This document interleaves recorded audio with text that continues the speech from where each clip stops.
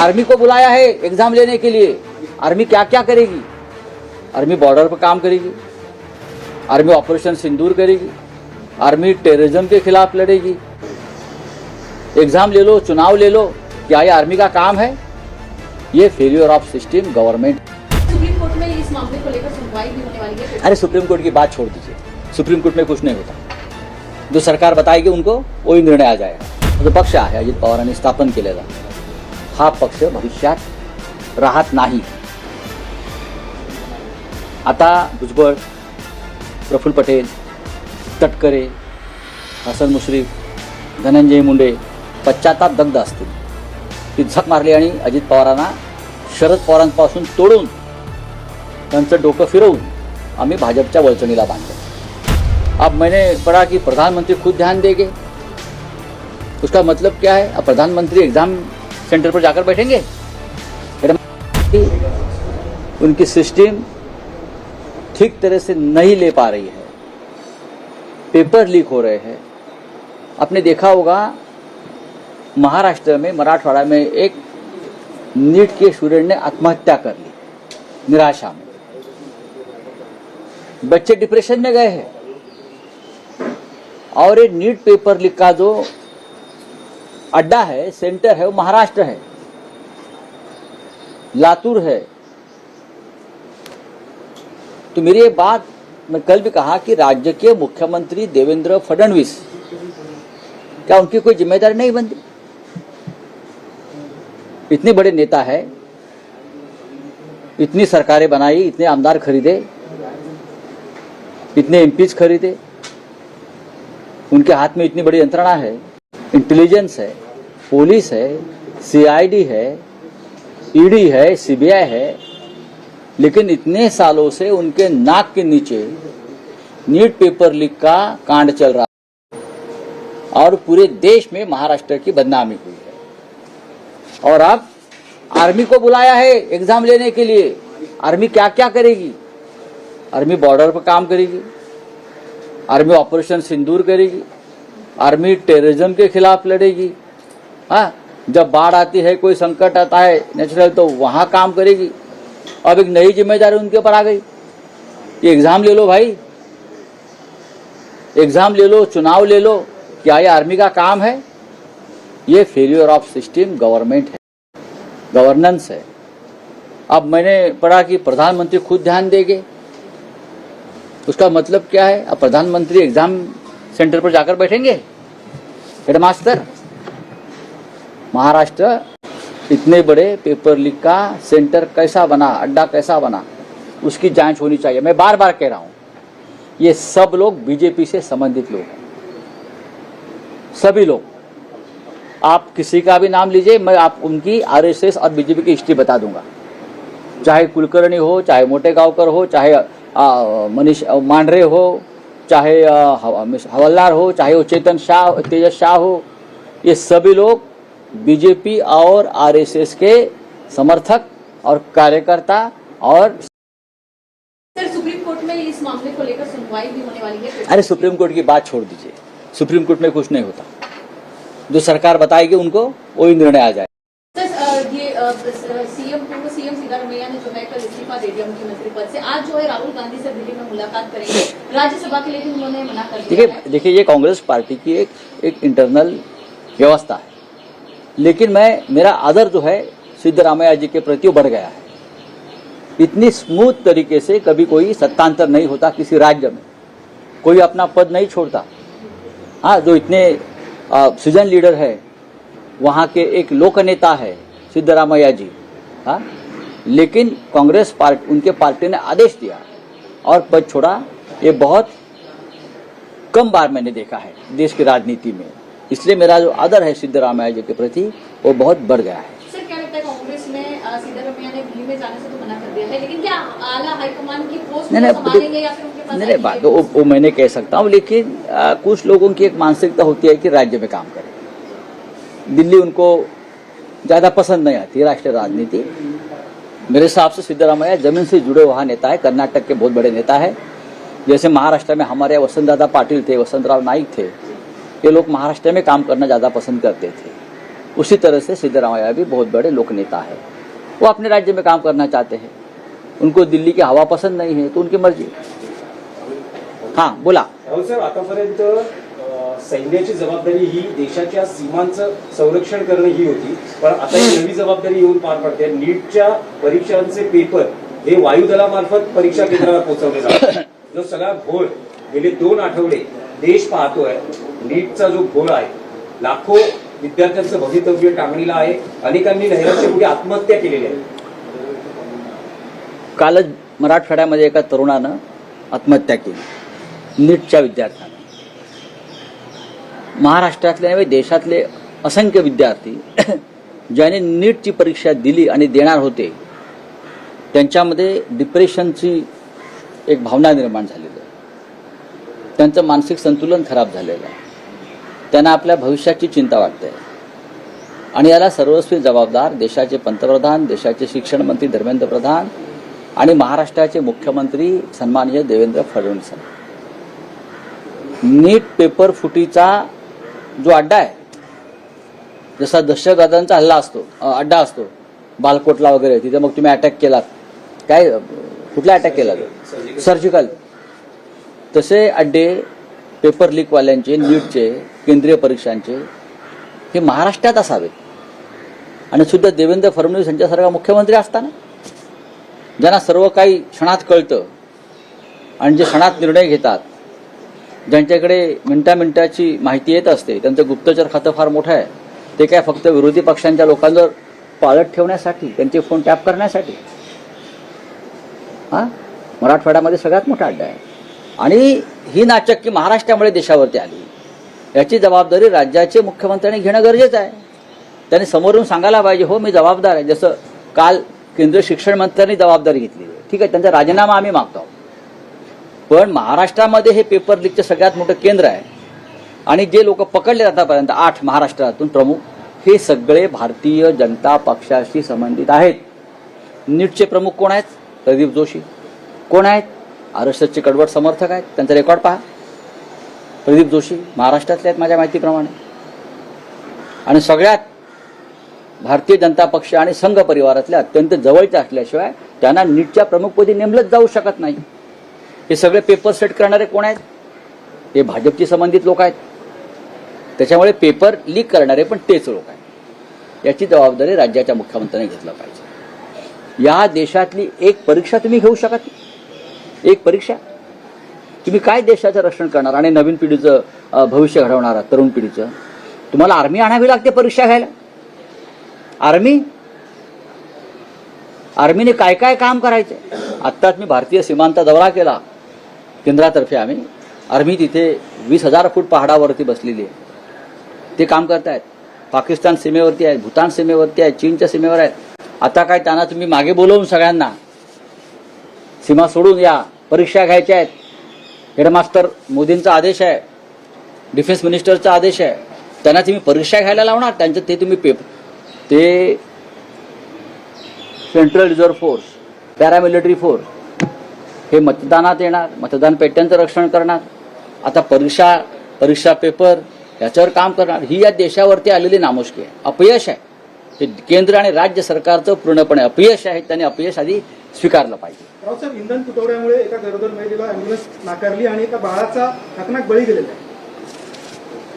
ज्या राज्यात ते घडलंय ते राज्य कोणतं? राज्य सांगा मला। जर ते महाराष्ट्र असेल तर सदोष मनुष्यवधाचा गुन्हा महाराष्ट्र सरकारवर दाखल झाला पाहिजे, कारण सगळं काही अलबेल आहे, लोकांनी चिंता करू नये। हे कोण सांगत होतं कालपर्यंत? या राज्याचे मुख्यमंत्री सांगताय, या देशाचे प्रधानमंत्री सांगत होते, पश्चिम बंगालच्या निवडणुका लागेपर्यंत सांगत होते। मग आता अशा प्रकारे माणसांचे मृत्यू व्हायला लागले, मुलांचे मृत्यू व्हायला लागले, हा सदोष मनुष्यवध आहे, हा सरकार करत आहे। जरांगे पाटील पुन्हा एकदा आंदोलनाला बसताय? माझ्याकडे माहिती नाहीये।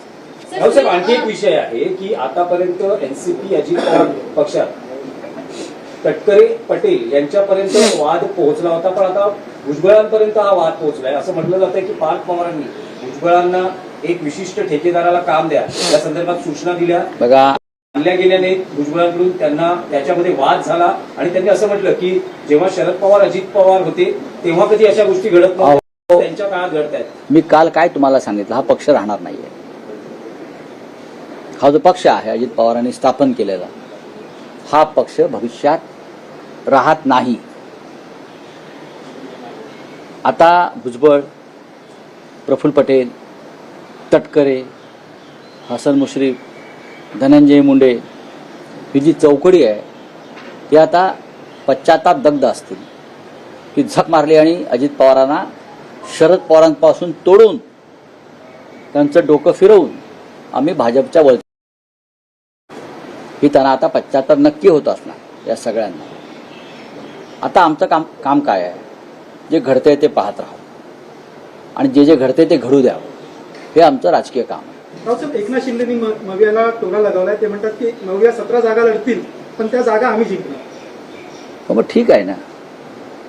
त्यात नवीन काय आहे, तुमची ताकद आहे, तुमचे लोक निवडून आलेले आहेत, तुम्ही जिंकणार आहात. महाविकास आघाडीची स्ट्रॅटेजी सुरू आहे, कारण ज्या प्रकारे काही भागात स्ट्रॅटेजी असण्यासाठी तेवढं मतदान असावं लागतं ना लोकप्रतिनिधींचं. ते आमच्याकडे नाही आहे. काही एक विशिष्ट भाग सोडला तर तेवढं मतदान आमच्याकडे नाही आहे.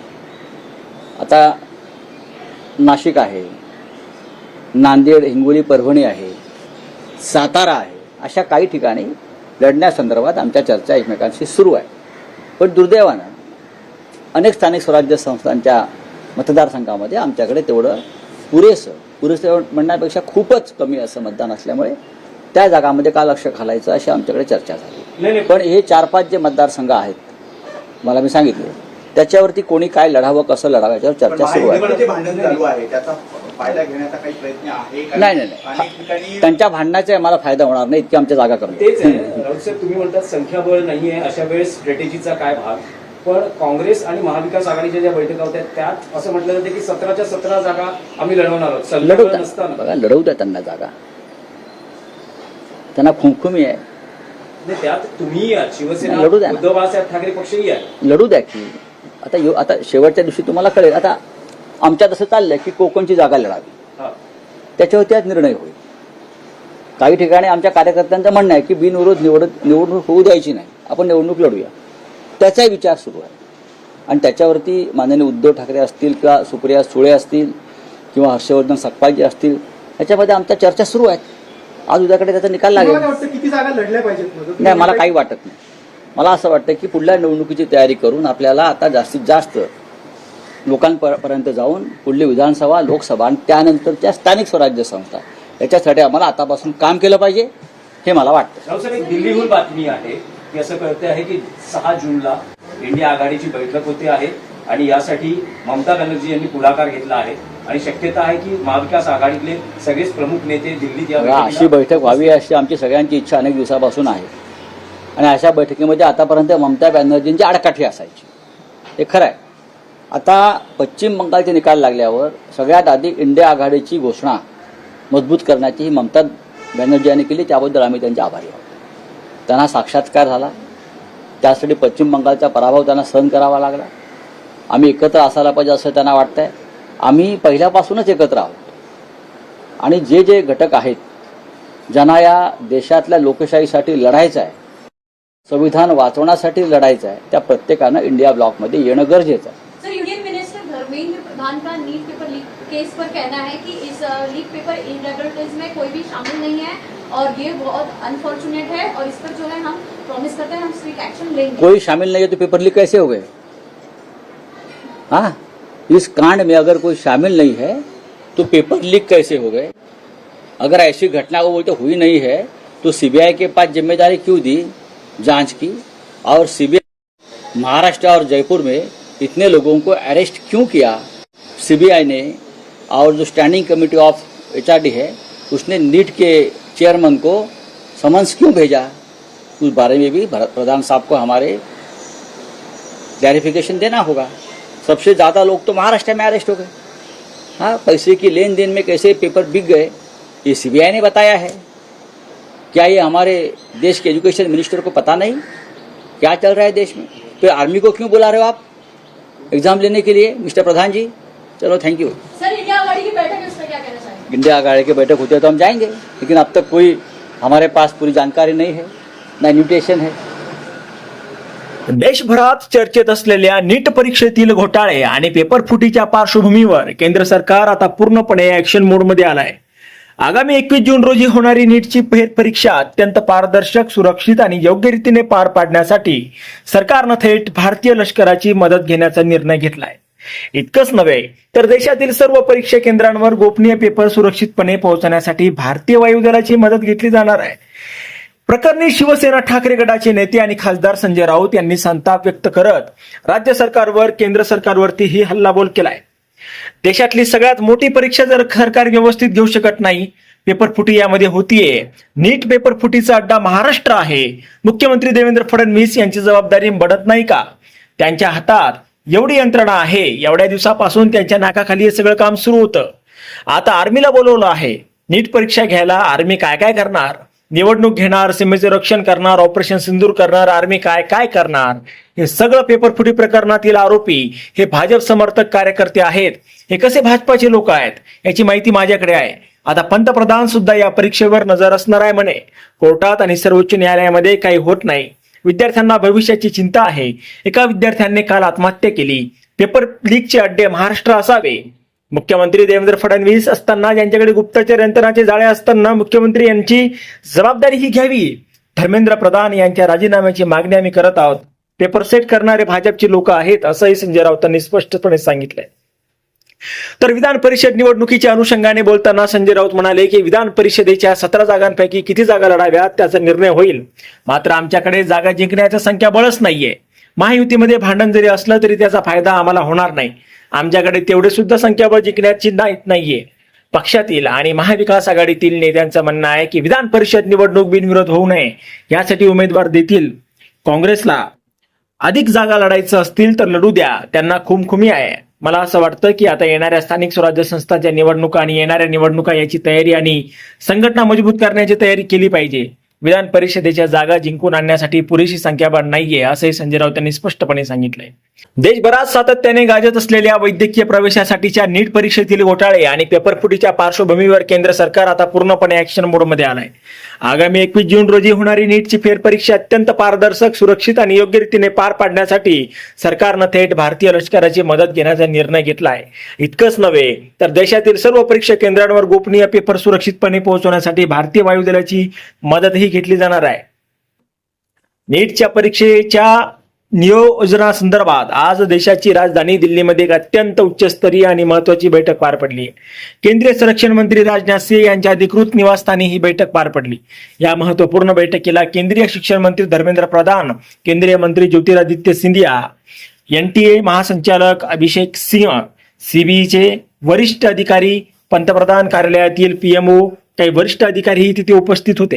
या बैठकीत 21 जून रोजी होणाऱ्या फेरपरीक्षेच्या संपूर्ण सुरक्षा व्यवस्थेवर सविस्तर चर्चा करण्यात आली आणि या बैठकीनंतर केंद्रीय शिक्षण मंत्री धर्मेंद्र प्रधान यांनी थेट ऐतिहासिक निर्णय घेतलाय.